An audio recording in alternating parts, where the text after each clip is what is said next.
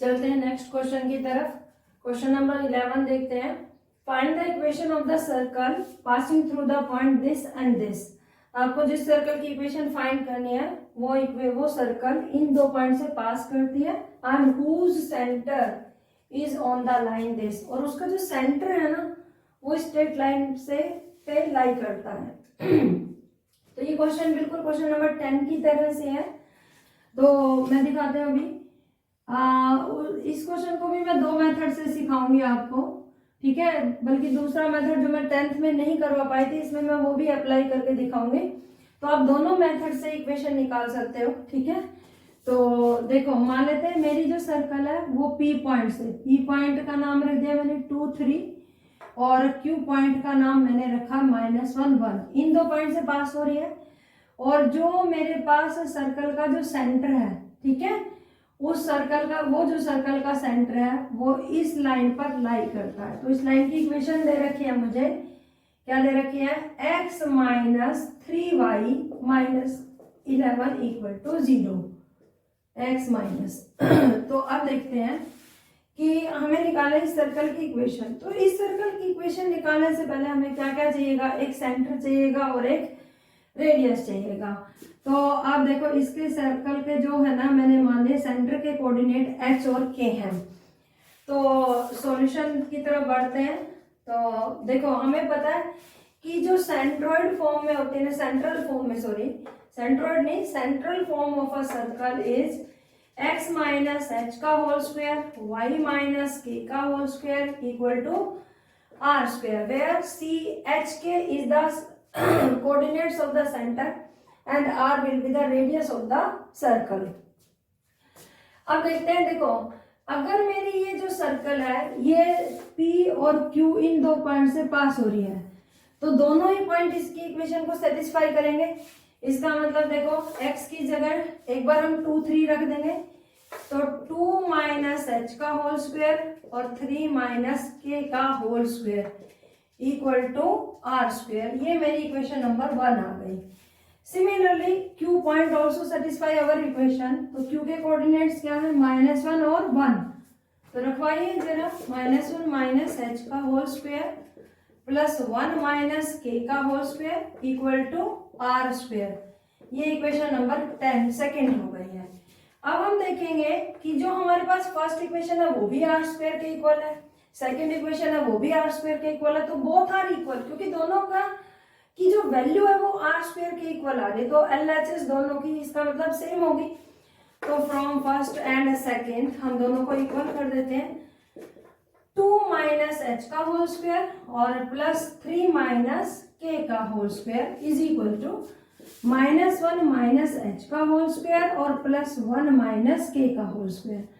तो देखो जरा इसे सिंप्लीफाई करो फटाफट से। 4 plus h square minus 4h, 9 plus k square minus 6k, 1 plus h square plus 2h plus 1 plus k square minus 2k। अच्छा देखो अगर किसी बच्चे को इस वाले स्क्वायर में डाउट है तो आप क्या सोचेंगे, देखो माइनस हम दोनों से कॉमन ले सकते हैं और माइनस जब बाहर आएगा तो वो स्क्वायर के फॉर्म में बाहर आएगा तो पॉजिटिव हो जाएगा और अंदर क्या बच जाएगा, 1 प्लस h का होल स्क्वायर। तो इसे ट्रीट करेंगे हम a प्लस b का होल स्क्वायर की तरह। अब h स्क्वायर से h square cancel out, k square से k स्क्वायर कैंसिल आउट। तो देखो ये क्या बचा, -4h और ये इधर प्लस 2h है। तो मैं क्या करूंगी, इस -4h को राइट साइड में ले जाऊंगी। तो ये हो जाएगा प्लस का 4h और 2h, तो ये हो जाएगा 6h। तो ये दो टर्म हम ले चुके हैं, -6k और ये माइनस का 2k। जब ये इधर जाएगा तो पॉजिटिव हो जाएगा और ये 4k बचेगा। और अब यहाँ देखो ये है 4 plus 9 that is plus 13 left side में और इधर है 2। तो जब ये 13 उधर जाएगा तो ये हो जाएगा प्लस 2 माइनस 13 दैट मीन्स ये क्या आएगा, सिंप्लीफाई होके -11 इक्वल टू 0, राइट।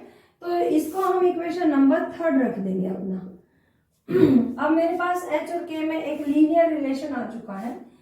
अब हमें जरूरत है h और k की वैल्यू निकालने के लिए कि एक और इक्वेशन मुझे मिले जो h और k में लीनियर हो।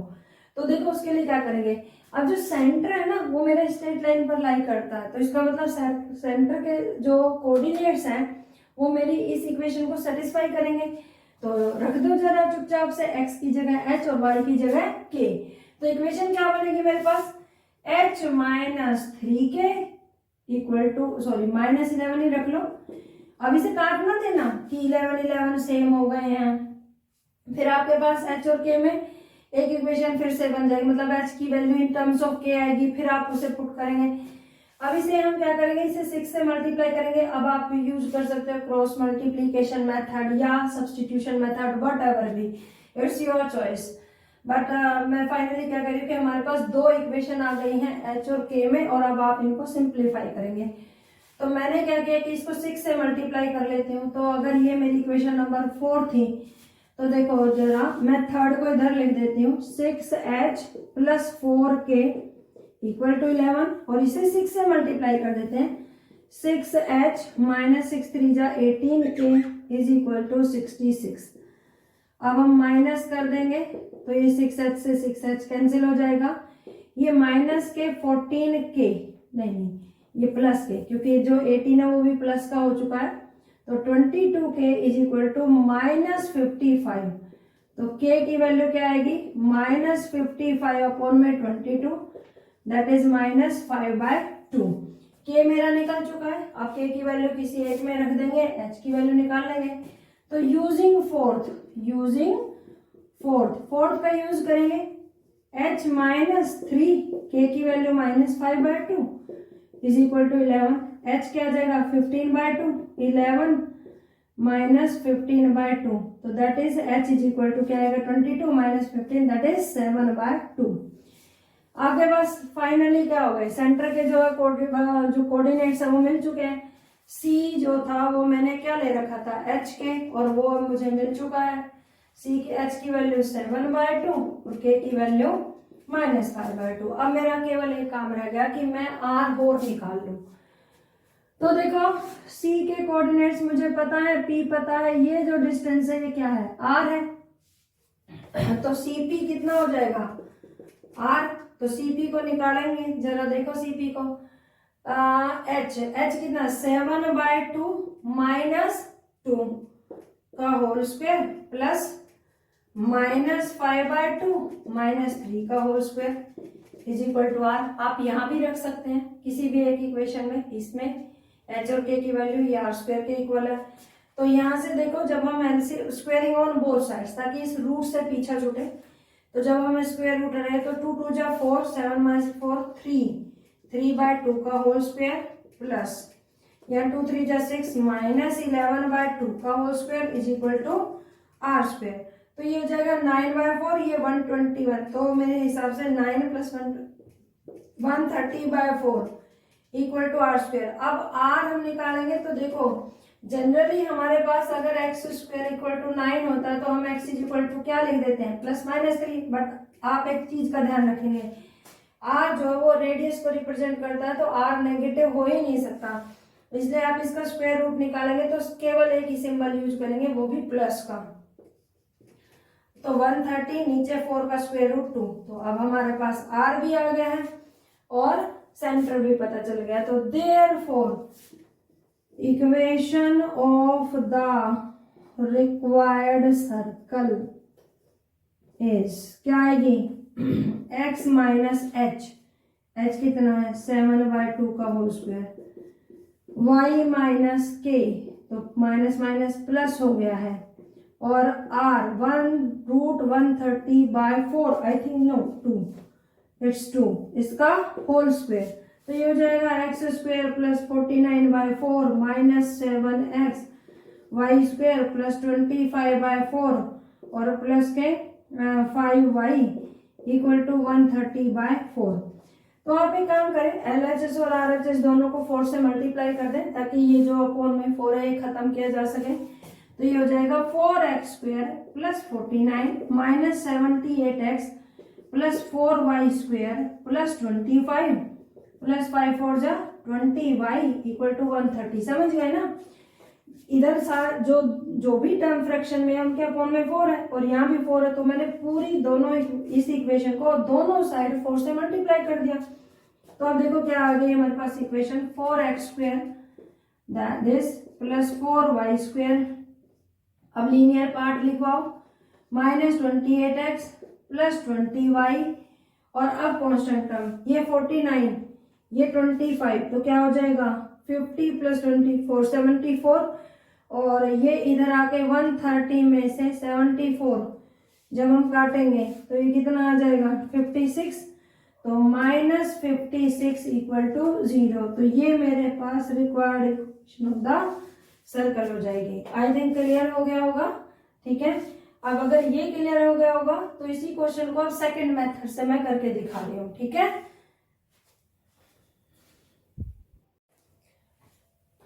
चलते हैं सेकंड मेथड की तरफ। तो सेकंड मेथड से सिखाते हैं इसी क्वेश्चन को।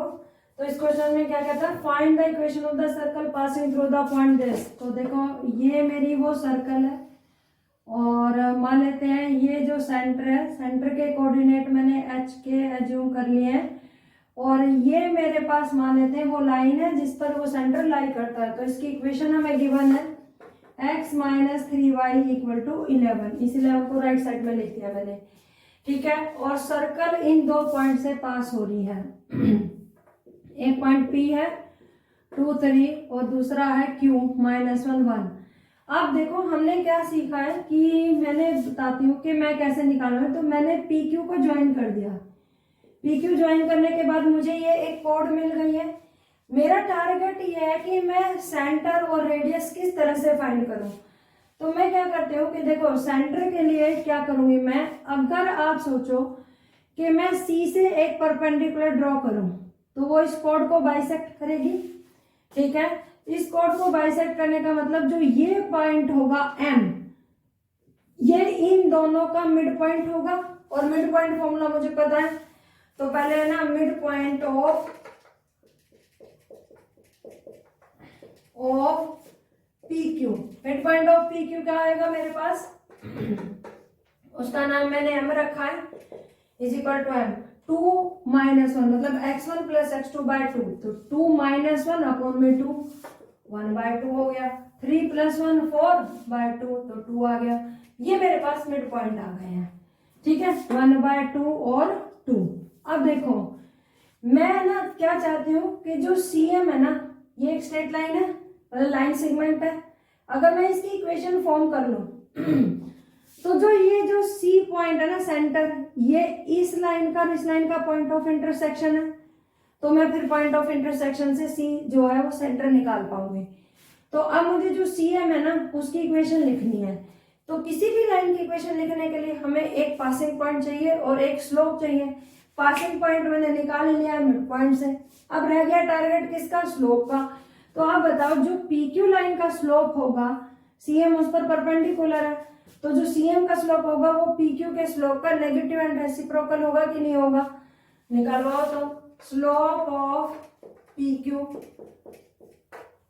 स्लोप ऑफ PQ क्या आएगा y2 - y1 अपॉन में x2 - x1। तो -2 अपॉन में -3 दैट इज 2/3। तो देयरफॉर स्लोप ऑफ CM, इसका नेगेटिव रेसिप्रोकल होगा क्योंकि CM परपेंडिकुलर है, तो -3/2 हो जाएगा।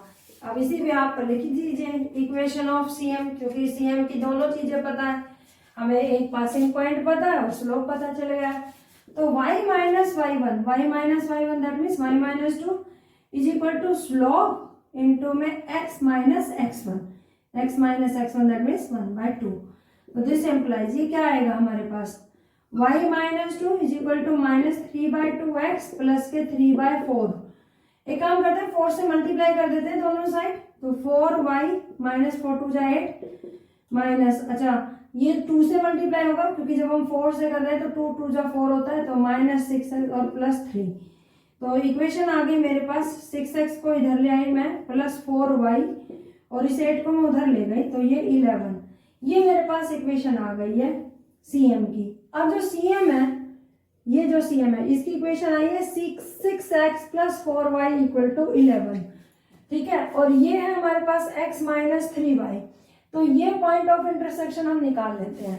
तो देखो पॉइंट ऑफ इंटरसेक्शन निकालने के लिए एक इक्वेशन मेरे पास 6x plus 4y equal to 11 है, एक x minus 3y equal to 11 है। तो मैं क्या करती हूँ, इसको 6 से मल्टीप्लाई कर देती हूँ, तो ये 6 हो जाएगा, ये 18 हो जाएगा, और ये 11 6 जा 66। और अब इसे माइनस कर देंगे तो वो पॉइंट ऑफ इंटरसेक्शन का y कोऑर्डिनेट मेरे पास निकल आ जाएगा 22y is equal to minus 55। तो y is equal to minus 55 upon में 22, तो ये 5 और ये 2, तो माइनस 5/2। तो देखो y का मतलब है इसका जो y कोऑर्डिनेट है, y कोऑर्डिनेट k है, तो k की वैल्यू आ गई है मेरे पास कितनी, माइनस 5/2। अब रह गया h, y की वैल्यू पुट कर देंगे, किसी भी एक इक्वेशन में आप पुट कर दीजिए, x निकल जाएगा। तो यहाँ पे रख देते हैं 6x 4y की value minus 5/2 is equal to 11, 6x ये हो जाएगा 2 minus 10 is equal to 11, x is equal to 21/6, 3 7 जा 21, 3 2 जा 6, तो x आ गया 7/2। दैट मीन्स h आपका पास आ गया 7/2। तो ठीक है, आपके पास c निकल आया ना। अब हम cp निकाल देंगे डिस्टेंस फॉर्मूले से, तो रेडियस आ जाएगा, सेंटर आ गया हमारे पास 7/2 माइनस 5/2। और अब रेडियस की बात है, cp is equal to r, cp का square is equal to r का स्क्वायर। cp डिस्टेंस फॉर्मूला होता है, तो 7/2 माइनस 2 का whole square plus minus 5/2 minus 3 का whole square is equal to r square. तो ये कितना जाएगा, 2 2 जा 4 और 7 माइनस 4 3/2 का 9/4 प्लस ये हो जाएगा 6 11 121/4 r स्क्वायर। तो 130 अपॉन में 4 is equal to r square, under root 130 upon में 2 आ गया आपका r। तो देखो यहाँ पे ना r का स्क्वायर है, वो आपको मैं पहले बता चुकी हूँ, तो यहाँ पॉजिटिव ले लिया, बस radius equation of the circle आ ही जाएगी आपके पास, सेंटर पता है, x माइनस 7/2 का whole square plus y plus 5/2 का whole square equal to r का स्क्वायर, तो वो 130 अपॉन में 4 हो जाएगा। ये मेरे पास उस सर्कल की इक्वेशन हो गई। आई थिंक क्लियर हो गया होगा।